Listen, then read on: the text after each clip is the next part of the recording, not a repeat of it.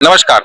इस समय हम खड़े हैं इंद्रलोक के स्वर्गीय बाला साहब ठाकरे मैदान में, जहां पर आज 2 नवंबर से 8 नवंबर तक श्रीमद् भागवत कथा का पाठ किया जाएगा, जिसके कथावाचक हैं श्री देवकीनंद ठाकुर जी महाराज।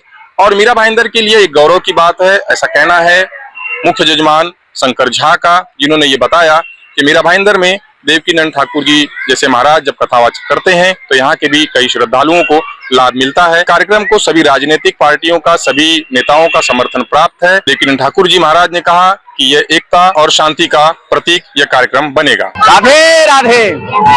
ये देवकीनंदन महाराज द्वारा भव्य आयोजन है भागवत कथा का, जिसमें नवघर हनुमान मंदिर से लेके बाला साहब ठाकरे ग्राउंड तक तकरीबन 5000 कलश आप देखेंगे, आगे भी और पीछे भी।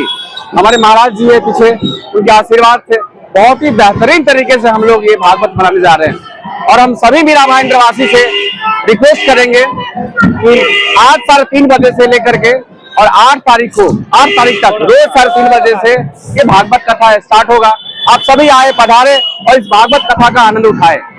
जय जय श्री राधे। मीरा भाईंदर शहर में भक्ति का अद्भुत नजारा देखने को मिला जब परम पूज्य शांति दूत धर्म रत्न श्री देवकीनंद ठाकुर जी महाराज का हुआ भव्य स्वागत। इंद्रलोक परिसर के बाला साहब ठाकरे मैदान में श्रीमद् भागवत कथा के शुभारंभ से पहले निकली भव्य कलश यात्रा में हजारों भक्तगण शामिल हुए। पारंपरिक वेशभूषा में सजी महिलाएं शंख, ढोल और जयघोषों से पूरा मीरा भाईंदर शहर भक्तिमय हो उठा। आपको बता दें, 7 दिवसीय श्रीमद् भागवत कथा 2 नवंबर से 8 नवंबर तक प्रतिदिन दोपहर 3 बजे से आयोजित की जा रही है।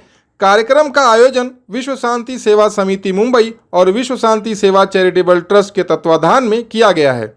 मीडिया से बातचीत में ठाकुर जी महाराज ने कहा, मीरा भाईंदर की जनता से मेरा पुराना नाता है। यहाँ का प्रेम और श्रद्धा देखकर मैं भाव विभोर हूँ। कार्यक्रम के यजमान शंकर झा ने कहा, देवकीनंद ठाकुर जी महाराज जैसे संत समाज को धर्म, नीति और सत्य के मार्ग पर चलने की प्रेरणा देते हैं। यह कथा केवल पूजा नहीं बल्कि जीवन जीने की कला सिखाती है। हमारे बच्चे हमारे ग्रंथों के बारे में जाने, मुसलमान भाइयों के बच्चे कुरान के बारे में जानते हैं, क्रिश्चियन भाइयों के बच्चे बाइबल के बारे में जानते हैं, लेकिन हमारे बच्चे रामायण और गीता के बारे में नहीं जानते। महाराष्ट्र में गीता और रामायण स्कूल सरकारी हो या प्राइवेट कंपलसरी करनी चाहिए। पूरे देश में बच्चों को रामायण और गीता पढ़ानी चाहिए, जिसमें हमारे बच्चों का मोरल जागृत हो, मोरल एजुकेशन उनको मिल सके, अपने परिवारों को जिम्मेदारी निभाने की उनमें सामर्थ्य आ सके, अपने धर्म को, अपने देश के प्रति वो जागृत हो सके। इसके लिए बहुत जरूरी है गीता रामायण का ज्ञान। इसीलिए यहाँ पर श्रीमद् भागवत कथा हो रही है। मैं सभी सनातनियों से हाथ जोड़ के प्रार्थना करता हूँ, आप किसी संप्रदाय के हैं, आप राम जी को मानने वाले हैं, शिव जी को मानने वाले हैं, कृष्ण जी को मानने वाले हैं, हनुमान जी को मानने वाले हैं, देवी जी को मानने वाले हैं, अपने स्व से ऊपर उठकर यहाँ पर अपने बच्चों के साथ पहुंचिए और अपने बच्चों को श्रीमद् भागवत कथा पूर्णतः सुनवाइए।